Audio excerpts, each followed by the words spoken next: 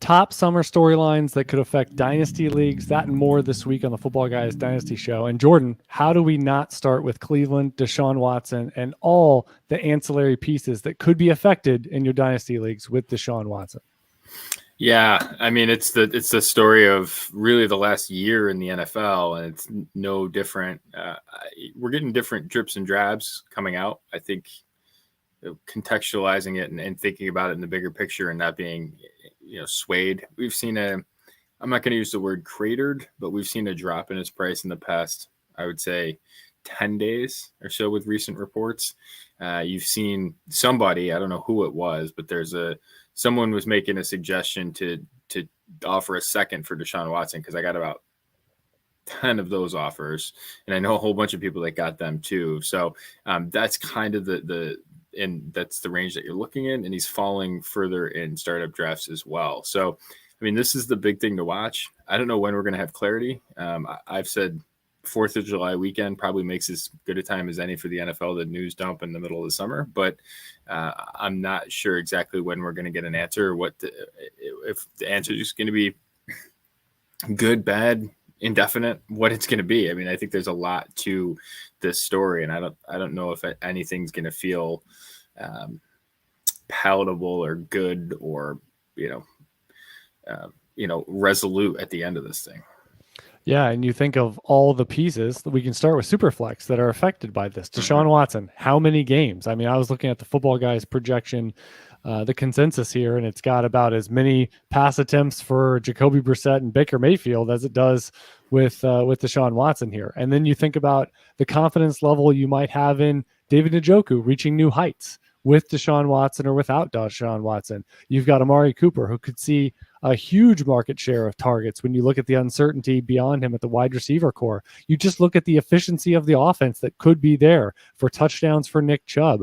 And so is Brissett going to be the benefactor? Is Baker Mayfield going to be traded if Deshaun Watson is out for an extended amount of time, or the whole season, or in limbo still? Or, I mean, you think of all the Superflex value of potentially 3 quarterbacks here that Baker Mayfield could be starting somewhere else for most of the season. Maybe he's not. Maybe he's here and starting a partial season. Is Jacoby Brissett the week 1 starter? And I mean, this to me is, if this is a 10, there's nothing else in the NFL, honestly, that's higher than a 5. I mean, I think it's that much of a moving needle of, if you invested in Deshaun Watson a year ago, you've been waiting. It seems like there's going to be a double dip and there's going to be another point in time. I almost think the ambiguity of it is leading to maybe getting him in the mid-teens within the quarterback position again this summer, just because there's people out there, and they were in this mode last summer of, he's going to miss a whole season. He's just going to be sitting on my roster. And that could be the reality yet again in 2022, just because of the unknown. And I think a suspension, even if it's 8 games, 10 games, the whole season, would honestly, I think, create clarity and make people feel better about Watson, the dynasty asset on their rosters. Yeah, I agree with that. And I was just looking just today, because I'm working on a couple pieces for the site, and in it, I just went through and I wanted to see what we were projecting, right? Sort of what our own, you or I don't project for season long stats, but we have 6 people that do. And I want to get a sense of what they were feeling, right? Because, and they've got some more experience with this in terms of trying to project these things. That's what they do. You and I just talk about the projections after the fact. So they went through and they did it, and they came out to about 9.5 games. It's a range between basically playing 9 and 11 games. So I think that is, a half a season. I think if you were to ask for a consensus, I think that would be what it would revolve around. And all the fallout from that. What's the Amari Cooper's a big one in terms of the volume of what that offense looks like, and what he could drive in terms of that. Joku's a really good one as well. How does it influence Nick Chubb? Who's the backup? right? If we're talking Superflex, instantly Deshaun Watson being out makes Jacoby Brissett relevant in a Superflex format. If the news is still right that they're looking to move Baker Mayfield and looking to potentially do it soon, as rumors are coming out today about that to potentially Carolina. So, I mean, there's a lot to this that, I mean, I hope we get answers sooner rather than later. Absolutely. What's your second storyline in terms of a top dynasty one for this summer time period where we're pretty much waiting for training camp and the preseason to really kick off, everyone thinking about week one? San Francisco. And I want to see the development of Trey Lance. There's a couple of ways I could have went. I could have honorable mentioned the development of Jalen Hurts and how that offense is going to look like. But I think in terms of elite assets, you have the ability for Trey Lance to be a first-round startup pick within the next 12 months if he's really good, or if he's even probably just good. That could put him there. Considering he's in the second round range already, and we know what happens with just a little monaco, just a crumb of success at the quarterback position in Dynasty. We like to vault those guys right up above proven producers. So that story, and again, Jimmy Garoppolo's not there, but that doesn't mean Jimmy Garoppolo's gone. And I think that until Trey Lance puts that to bed, there's concerns, and you just listen to NFL media and you listen to people that are plugged in, and they have the same tone about him, same tone about Kyler Murray in terms of his work ethic and some other stories that we've heard. It's that same sort of uncertain tone that gives you enough pause that if you're spending a top 20, top 30 asset on someone that you really don't want to hear. So that's the big one. And again, I'd honorable mention Carolina or the Philadelphia Eagles as well. Yeah. Do you think Garoppolo has to be gone for you to have confidence that Trey Lance is going to be the starter? Does he have to be off the team, or could they transition within the organization and just flip flop from what we saw a year ago? I mean, I guess that they could flip flop, but we've seen this and we saw who won, right? And if the development questions about Lance are real, I don't think it's a foregone conclusion that he wins the battle. Now, there's going to be a lot of pressure to accept him as the winner, even if it's an incomplete. I mean, it's like passing someone. It's like passing someone in the last class where they don't deserve anything but an F, right? And they graduate or they don't, right? You get a lot of pressure to pass that person through and give them the passing grade. I don't know. I mean, I don't think we have a great precedent of a team doing this and holding on to the. I mean, this would be like Patrick Mahomes kind of having an incomplete last year in his rookie season, and they held on to Alex Smith for 6 months, right? I know that there's other things going on with Jimmy Garoppolo in terms of his injury stuff, but we've seen other teams quickly move on, and we haven't seen that from San Francisco. Is it multifactorial? Sure. I am not going to spend an elite asset on a quarterback that hasn't put Jimmy Garoppolo to bed yet.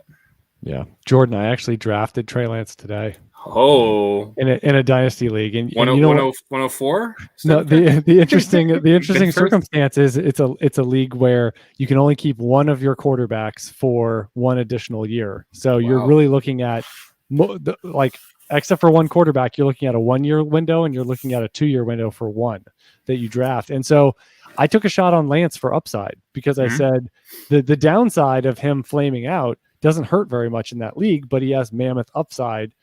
Just if he wins the job, he could certainly do what Jalen Hurts is sort of doing. So that's where I thought it made sense. I would have drafted Brady if he were there, but I just missed on him. So I said, give me a shot on Trey Lance over a Kirk Cousins or someone I have much more confidence in a 2, 3, 4 year window of starting.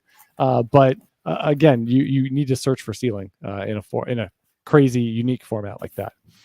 Yeah, The one I I'm going love to that. I mention, dig that. yeah, That's again, we talk about different formats, bringing out different things. I dig that in terms of like, trying out some different things. That's and a you get a really bunch cool of quarterbacks in the annual draft along with the rookies. So now you can draft another position and you can keep them forever, like a traditional dynasty league. Or if you go into the waters, the dark arts of quarterback, where you say, well, it's start two, you need quarterbacks, but yet you can't keep most of them. So how does that work? And the trade market's always interesting. Yeah. The one storyline I'm going to mention, and it feels like the Packers are in a similar vein to the Chiefs, but I view these a little bit differently because I feel like I have a pretty good gauge on what's going to happen with the Packers. I think it's going to be pretty running back centric. I think we're going to see an amalgam of pass targets, and I don't know if we're going to have a true winner in the Green Bay pass targets. I think there's going to be true winners in the Chiefs offense. It's Travis Kelce, then what? We've got questions at running back. I mean, no one likes Ronald Jones, but you know what? People don't like Clyde Edwards-Helaire either. And frankly, when Darrell Williams was there, they didn't like him either. So, but now you've got Juju Smith-Schuster, career arc rebound candidate. You've got McCole Hardman still waiting. Checks watch. Some people that took him in the late first, early second based on situation, still waiting. Marcus Valdes-Scantling, he's been a bit player during his career. He had Aaron Rodgers, now he gets Patrick Mahomes, rough life. And then you get Sky Moore, who's going in the top. Yeah, he's like our version of Brandon. He's the unproductive version of Brandon Cooks. And then you have Sky Moore, who is drafted, and a lot of big time expectations for him.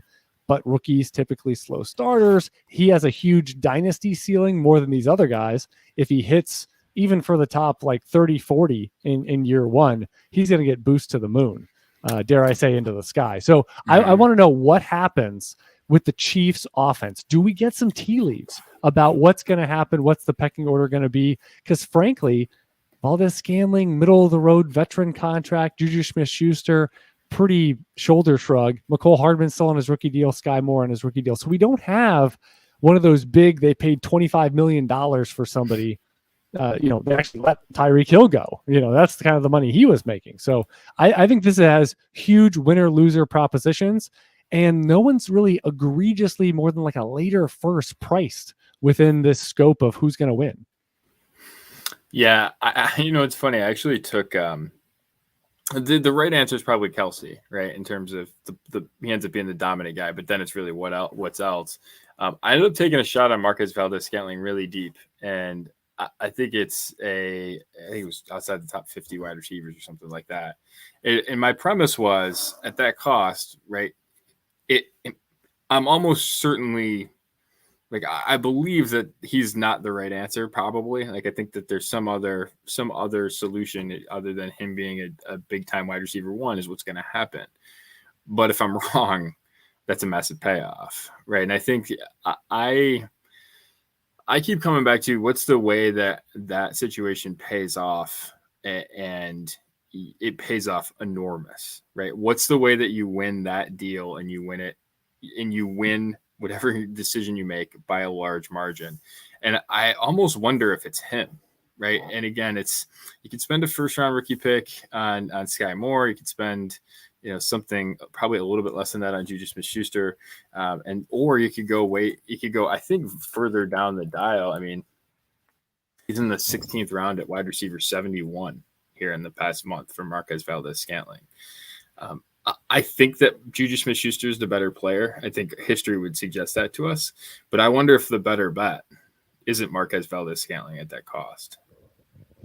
Yeah, and I keep coming back to what does Juju Smith-Schuster have to do to get back in the good graces of Dynasty? And I think it's a lot. I think it's a lot because he's been out of sight, out of mind for a while. And so he's got to pretty much be like a top 12 guy. I mean, to get all the way home to whatever some new career peak of liquidity and market value would be. And I think Sky Moore, I mean, as I mentioned, top 40, top 45 is probably all he has to do with uncertainty next year on what that depth chart looks like, and just the point ahead factor of, year two, he's bound to be better. And look, Juju left and all this kind of stuff. And Kelsey's a year older, and we can write the article today. I mean, what the drum beat kind of sounds like in January, February, and pointing ahead. So, I almost feel like Hardman, what does he have to do?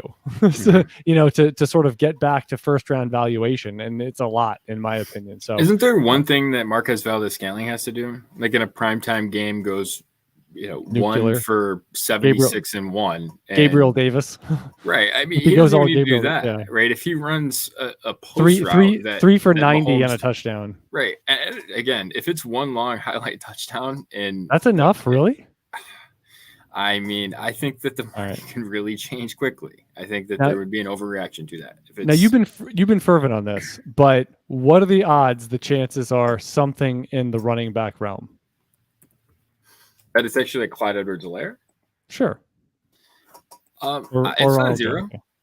Right. It's not zero. And here's the thing, what actually I think is interesting is when you look at their passing, their run blocking offense last year, it's actually really good. And what's that more fit? It more fits Ronald Jones. Right. And if the addition of Ronald Jones actually signals something about Clyde Edwards-Helaire, not that they don't trust him, but that they don't think he's properly optimized, I think that's an interesting one as well. So I don't know if that has the ability to pay off huge, but I do think Clyde Edwards-Helaire is probably a pretty savvy, at his cost.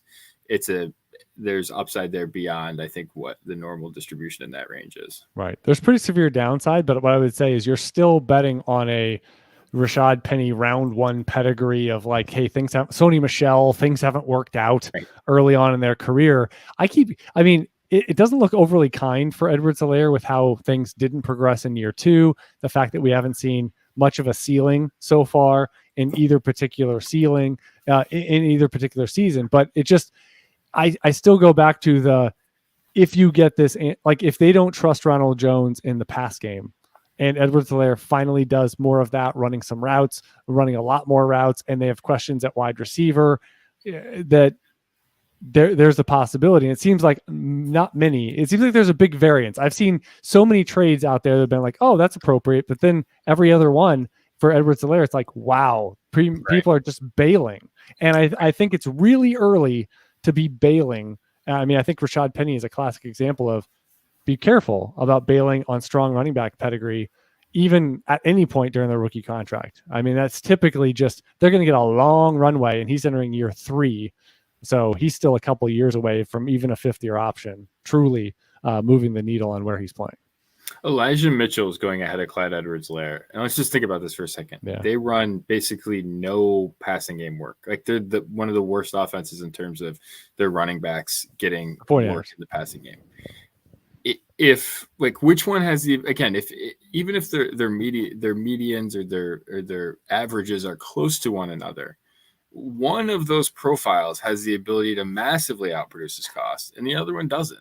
And that's the Edwards-Helaire profile has fat tails in its distribution. And I think that when you look at that, right, those are the bets that I like to make, especially in that range. Again, who's going to which player makes a huge difference? Clyde Edwards-Helaire or Damian Harris?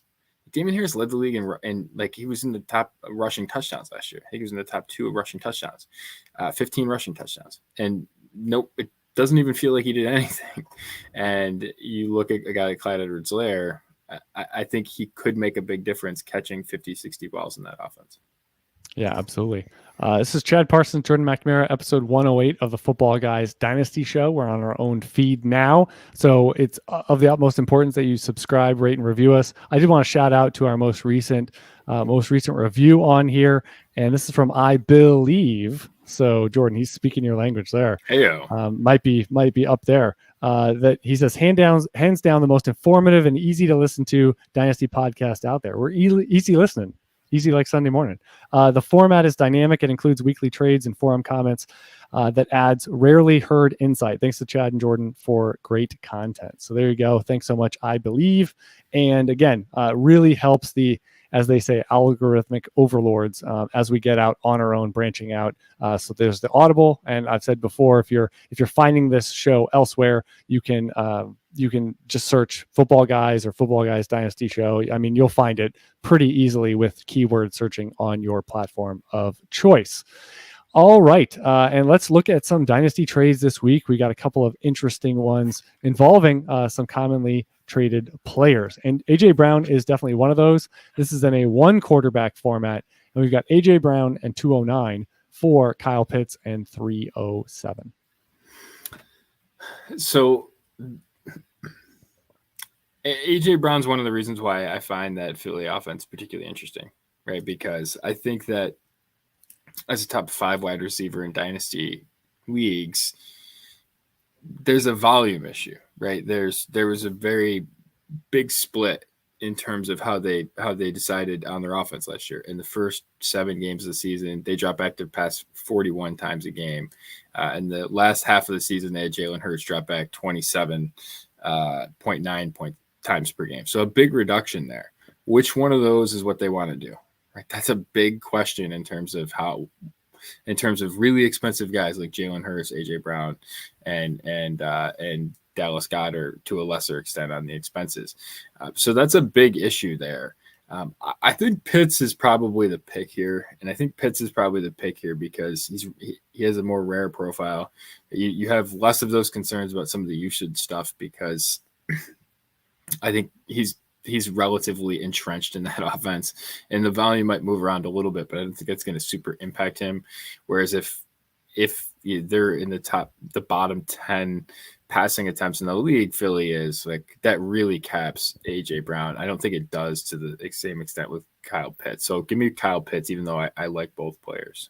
Yeah, I think the positional value matters here. That it's not that we're talking about Darren Waller in this deal or someone that's on the older or potential erosion kind of right ahead of them in that age curve. So yeah, I'll go with Pitts, and I think wide receiver here in this instance of AJ Brown is a little easier to fix or replace or find in the future, and Pitts is pretty tough looking ahead through future classes and prospects and just looking at the position over the next 2 to 3 years on what could potentially erode around Kyle Pitts and the tactical advantage he could have from a team building and just tight end depth chart perspective.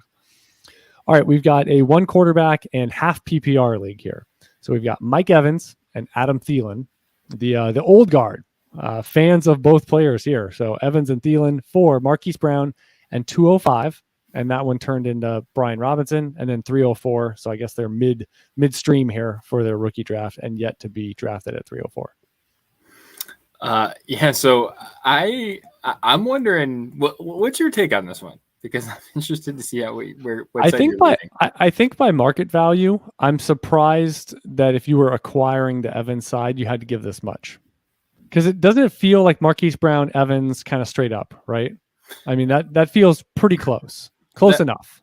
My initial thought was that, and we actually have, and again, I do think at this time of the year, thinking about where the projections are make some sense, especially as you go further down dynasty valuations. As you get later on, those should be more important. We have Thielen and Marquise Brown right next to each other. Now, again, Marquise Brown is better long-term asset and probably prices similar to Evans in terms of market valuation. It feels like a lot to pay to upgrade at wide receiver, was my initial reaction from a guy from, I think that Marquise Brown could potentially, mimic, say, Thielen, and with the pick of 205 and 304, I think you might be able to mimic something close to Evans. Is that Brandon Cooks, right? Is that heck? It could be Tyler Lockett, right? I think that there's other ways to go about this that might be cheaper than you're paying for Evans. Again, I'm usually on the Evans side of a trade. I find this one to be on the more expensive side of it, given that you're basically going from you're trading within wide receivers amongst guys that are similarly productive. Yeah, I'm not a big Marquise Brown fan, and the fact that I'm wavering on this a little bit, I just think this is on the aggressive side, and I still say you're buying 2 older wide receivers. If Thielen happens to not be productive, and then you dealt again, even if you view the other part as square, 205 and 304, Thielen might barely be worth 304 when you get to October, November, if he's not. I mean, a top 24, top 30 receiver?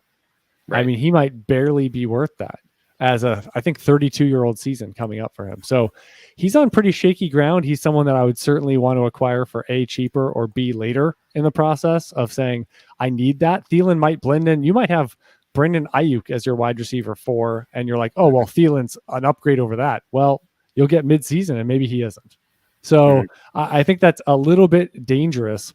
a little bit dangerous there. And again, I still have a lot of concerns with Marquise Brown about that offense, about Kyler Murray.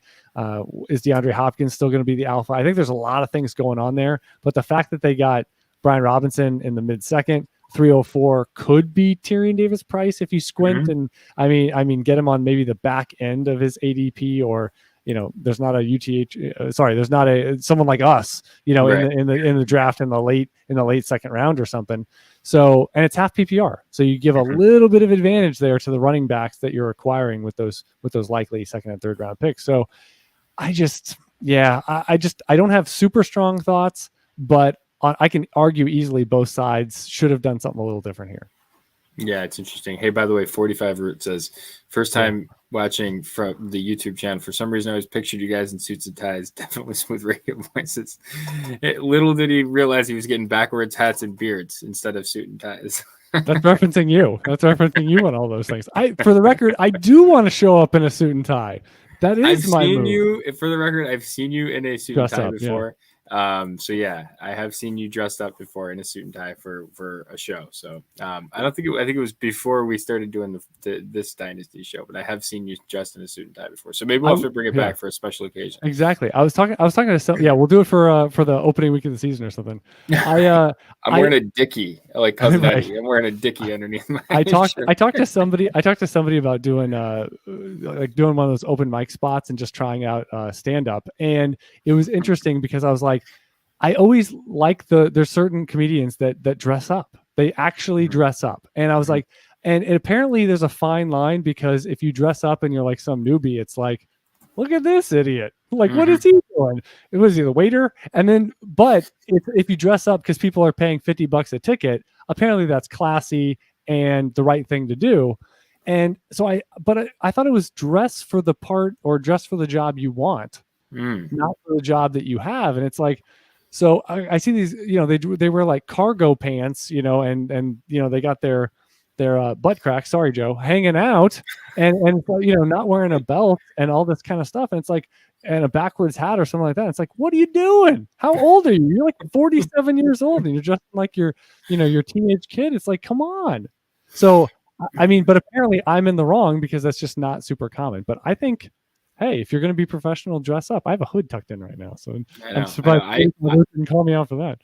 It's worth noting I was wearing my bike shorts until like a minute before we hit play. I had to run over and put a different pair of pants on. He just put it on over the top. He was like, I was like, no one will see it in the video, but I'll know. Know. I will know. I will know that there's bike shorts being worn as undergarments. I will know. Right. All right. We want to remind you about the daily email update. I actually saw from Joe, we're up over 600,000 now on that mailing list. I used to say 500,000, but there we go. Over 600,000. A lot of your league mates and competition are a part of that. So you don't want to miss the news. You want to sign up. Free email update at the right top corner of the Football Guys homepage. You can't miss it, and you don't want to miss the daily news, especially during this cycle. We mentioned about Deshaun Watson, and a number of storylines that you're going to want to be tracking every move for your Dynasty rosters this summer. Let's get to the quotes from the Dynasty Forum. And, this is a big one. This is a big one that could be a whole show.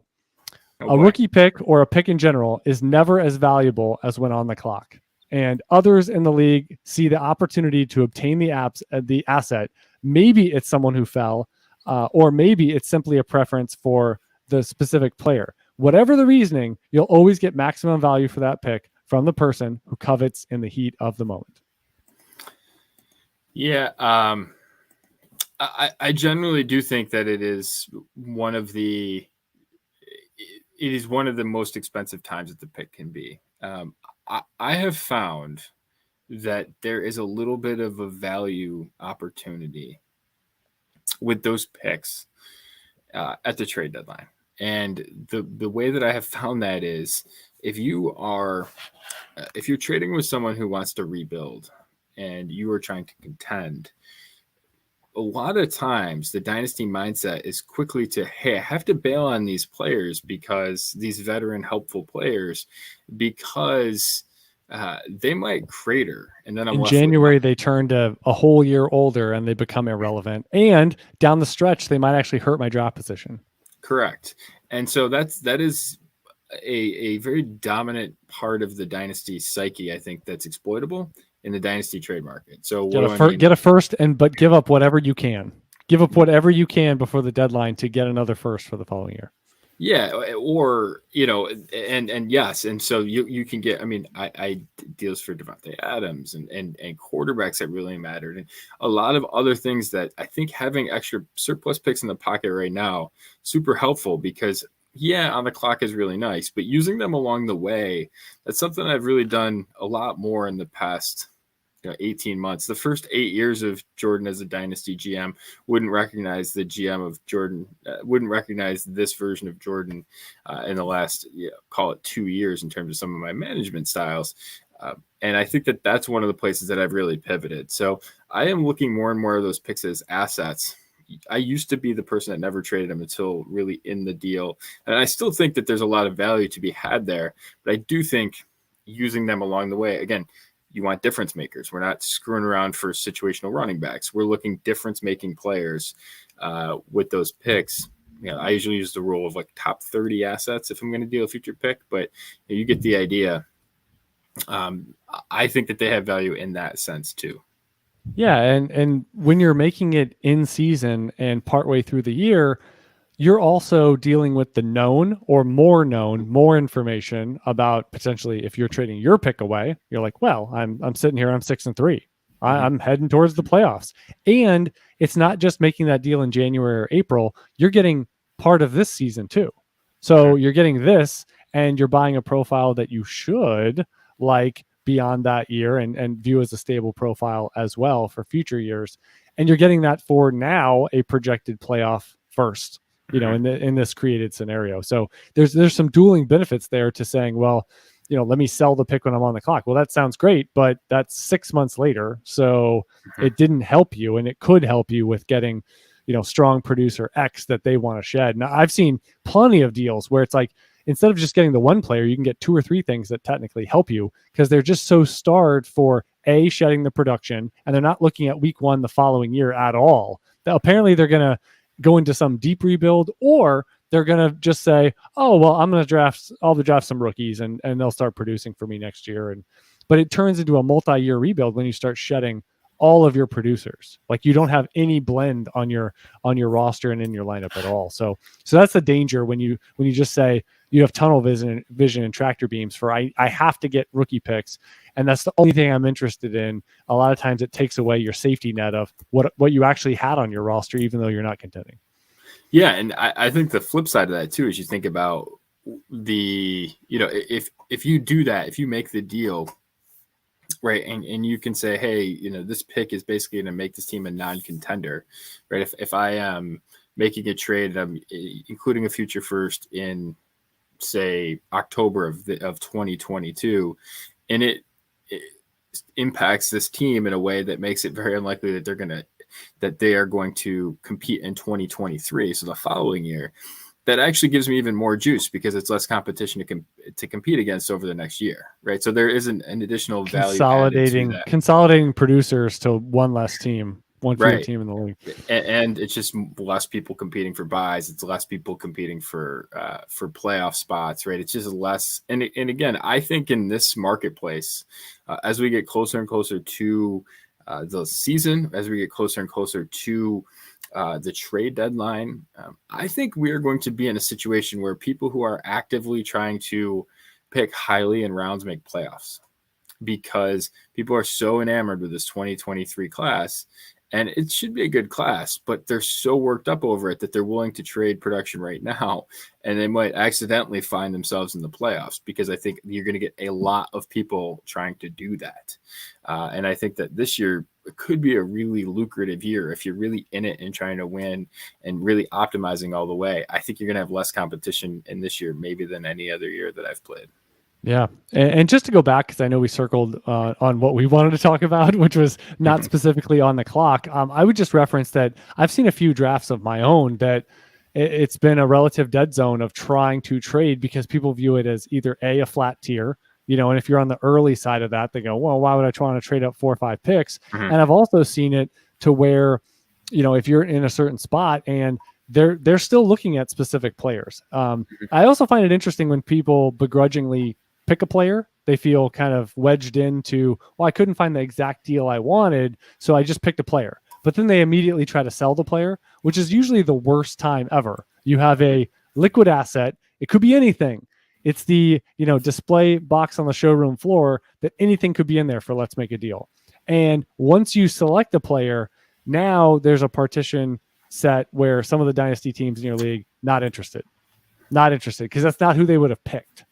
And they might pick in 3 picks and still get the guy that they would have taken in your spot. So I would say the on the clock, yes, generally, but a lot of times the intrigue of before the NFL draft, it's not declared. Well, if you're not interested in, Christian Watson or like the 3 or 4 wide receivers in the later first or whatever it is, then that pick isn't really going to gain a lot of juice and gain value when you get on the clock. So I still think it's relatively specific, and it's not like it's truly liquid when you get all the way on the clock. All right, we got one more here. Quotes from the Football Guys Dynasty Forum, and this is about George Kittle. I'd pay a 23 first for Kittle. In my opinion, he's still one of the 4 elite tight ends out there and will be for a few more years. He has the highest floor in San Francisco, whether Trey Lance busts or he is the next big thing. I agree. I agree. I mean, he is in the Mark Andrews, Dallas Goedert wing of the hyper efficient tight ends. And if there was ever, if you told me right now that a current active tight end has the best season that any tight end ever has, right? That going forward, that someone that's active right now posts the best season that any tight end ever produces, my bet would either be Kittle or it'd be Andrews, just because the efficiency is so high that when you get a volume spike, exactly what you saw with Andrews last year, by the way, it can really vault that player up. I think Kittle has that, and I would as well, especially if you're playing at a premium. He's probably going for more than that, but he is an elite tight end from an efficiency perspective, and it's all about staying on the field and getting volume. Which I don't think we could go down the injury-prone road or whatever, but I think that volume he's worth that pick. At his normal volume, I think he's smashes that pick on an even higher volume.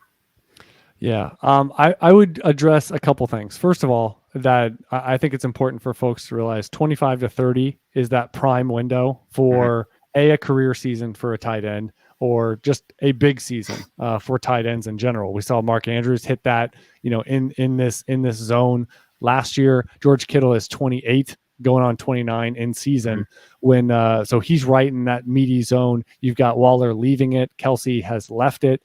Pitts is not there yet. Hawkinson is just entering it. So that's sort of the lay of the land, and Goddard's right in that zone.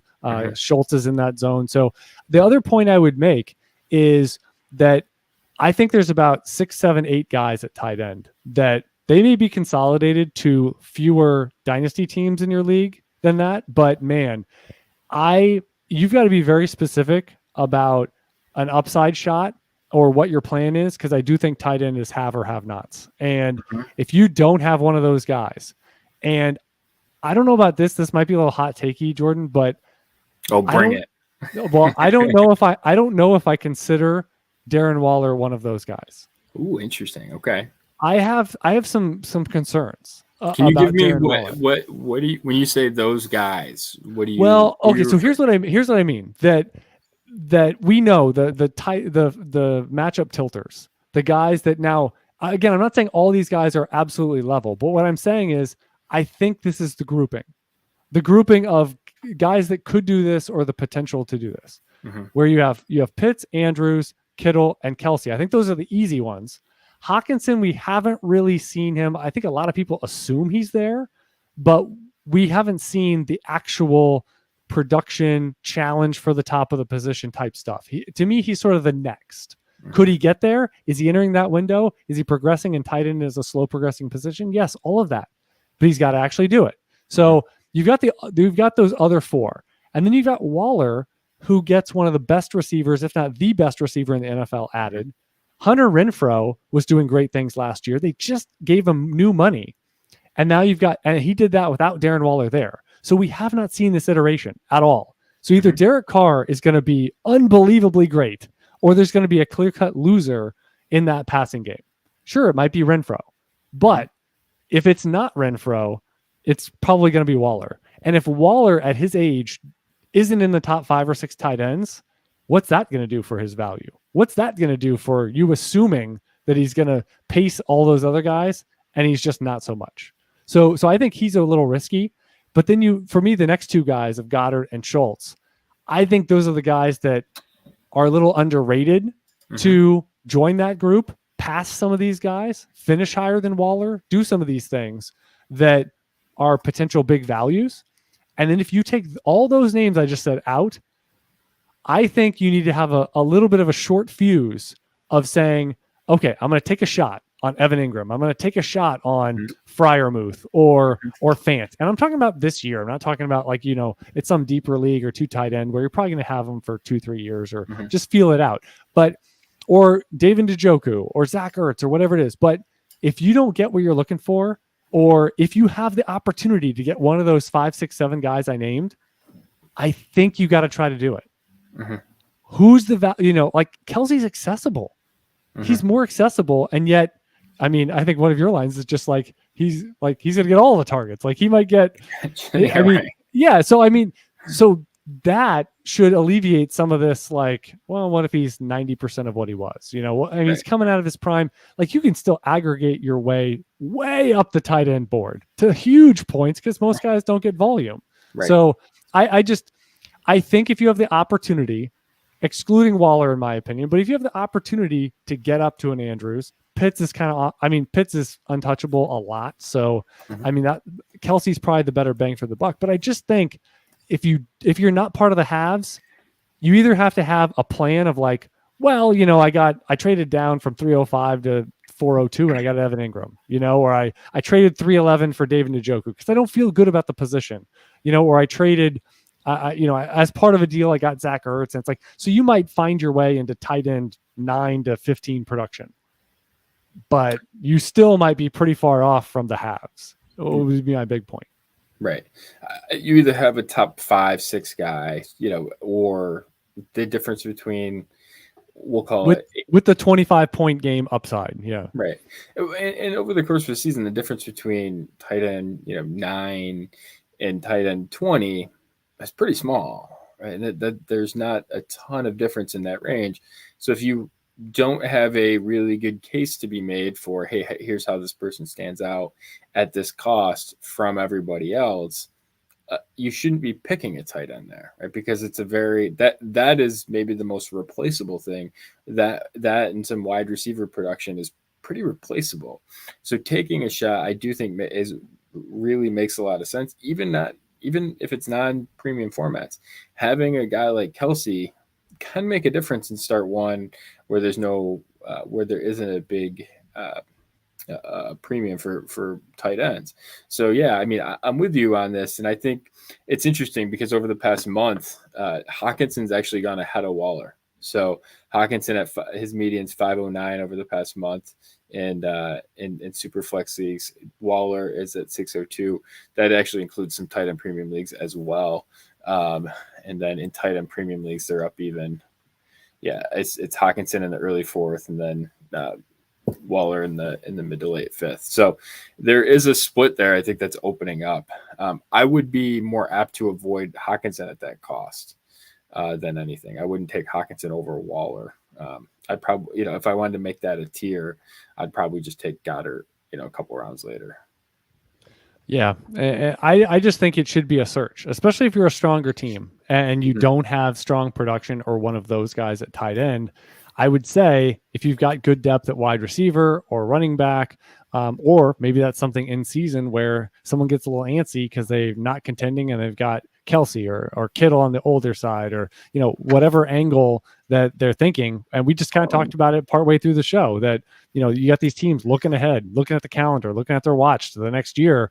Then tight end could be a spot where they go into the woods and they think that they can fix it or search for it with a younger player, when really it's kind of the opposite. You kind of want guys like quarterback that have been there, done that.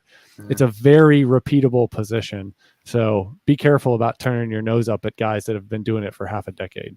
It's the Jason Witten principle. It's the Tony Gonzalez principle. Like, there's not really an age where you go, I'm out, as long as all timers are still producing to a strong level. Just kind of hit that repeat button over and over again and just enjoy it. Hey, can I ask you a question? So I saw today that someone was discussing it was basically that Trey Lance is equal to basically the same at this point in his career as Dak Prescott is. What's your reaction to that? What is the word "same" encapsulate? What are they referencing? I mean, I think it was actually in terms of production that they're What? basically the same. Yeah, that they're basically the same. well, I look at it this way. I mean, Trey Lance. Like, I don't even really include him. I've done a lot of stuff, looking at, all these rate stats and again, things that I've shown that are predictive, and I just think it's interesting because his sample size is so low that, I mean, he obviously, if you just look at them on face value, he looks a lot better than the other rookies. I mean, he's way up there. The problem is, like, how many starts did this guy have? I mean, he played partial games, like, and he just had no and minimal allegiance. So I was just pulling it up here. So he, I mean, he's way up there. Like, he was behind for this past year. He technically didn't even qualify. I just put him in there. He threw 71 passes. I mean, I put him in there just because I wanted to see where he was. But he had the second highest touchdown rate in the NFL. Again, he didn't qualify, so technically he isn't. So that's, and he didn't throw a ton of picks. I mean, he had basically a 2-to-1 touchdown to interception rate ratio, and it's just so that's very good. But the problem is, it's on 71 passes. Like, that doesn't count for anything, in my opinion. I mean, it just means he didn't blow up in his face on 71 passes. But again, let's go back to the point that he was not the starter, and the starter's still there. We talked about that earlier in the show. So that's all great. But Dak Prescott, yes, he benefited from injury, but week 1 starter, he threw, I have to go back and look. I mean, he was the starter the whole year. So completely different, in my opinion. So Lance is one of the bigger unknowns in the whole thing. I mean, I think, look at the sample size we have on Jalen Hurts. I mean, comparatively, a lot more knowns. Now, that, again, I would like to separate things because I have tremendous concerns about Trey Lance, the dynasty long-term asset, and tremendous concerns about him as the stalwart NFL starter. But just like Jalen Hurts, I have no doubt that if Trey Lance is the full game and full season starter, that, I'm sure he's going to be great for fantasy. Why? Because he's going to give you running. It's like Deebo Samuel. He's going to give you running back production, and he's going to give you passing production. That's just a bonus. It's just a cherry on top. So if he averages like half a touchdown per game and like 70 yards on the ground, I mean, you'd almost have to do nothing as a passer. It's not. So I had an interesting finding this week. I tripped into this. So weeks 1 through 7, Jalen Hurts had 41 dropbacks per game. They went super offensive, super pass offense relative to where they ended up. 7.1 yards per attempt. So good. Some of the ancillary metrics, decent to good, depending on how you want to measure it. And that time, he was expected for quarterback 5 in terms of fantasy points at 25.7 per game. And that's a quarterback premium format in terms of 6-point passing touchdowns. In weeks 8 through 18, I believe he was benched for 1 game. I think it was the last game of the season that they didn't play him in. So he played 8 games in that time span. It dropped from 41 dropbacks per game to 27.9 dropbacks per game. So big drop there in terms of that, about down 30% or so. Drop back. He actually went up in passing efficiency in terms of yards per attempt. But the interesting part here, he actually rushed for 53 yards per game during that time span, but dropped from expected quarterback 5 all the way down to expected quarterback 13. If you take out a couple of the guys that only played a couple of games, he actually finishes as expected quarterback 11. So I get the idea that rushing is a huge floor booster, and I agree with that. However, if you don't do both, I don't think you can be elite.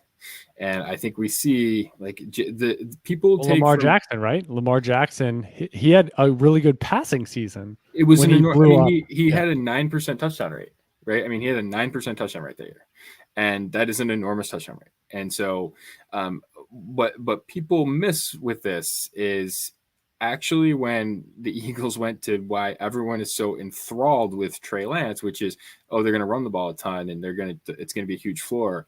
The absence of ceiling was actually striking. And so I would just be super careful about Lance at this. If your expectation is he's going to run a ton, he's going to be super valuable, and your case in point is, hey, look at Jalen Hurts, and he's not the same runner. Jalen Hurts is actually a pretty good runner, and when they sort of went that route, his production came down. So that would be the concern that I would have overall with Trey Lance and using that Jalen Hurts output last year as assumption. a model for that. Assumption, yes, yeah. Right. Assumption's a great word. Yeah. Yes. He did throw 5 touchdown passes in 71 attempts. So that's probably unsustainable as well. So, correct. I mean, you're multiplying that out. We did have one final question here from the chat here, and a pretty easy one. We'll see if you make this a competitive one. Dak Prescott or Justin Fields and a 24 first. It's a 12-team super flex, and they are contending. I don't love to deal first that far out unless I'm doing it for an elite quarterback, and you just did it. So give me Dak. There you go.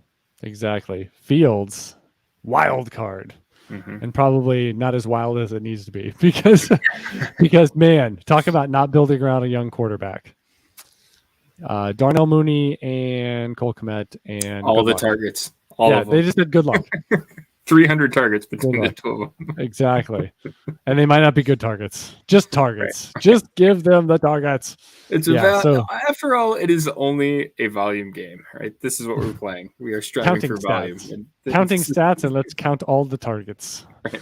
All of them. That'll be a fun game. You watch the Bears every week, and then you just go, yeah, I'm just going to make a note when it doesn't go to those two guys. Right. Quality target, quality play, not those two guys. Yeah. All right. Good show here. Talked about some dynasty trading. Also dove into some of the topics in the chat. So again, 9:30 on Tuesdays. Fire it up. You can watch us on YouTube, get involved in the chat, and be a part of the show. So thank you so much to those live viewers and listeners. And again, subscribe, rate, and review. A good review, a good rating gets us up the chart and gets us out on our own platform. We are a bird out of the nest, the proverbial nest of the Audible. It's been a great spot to be in over the years, but now finding own streams here for the Football Guys shows.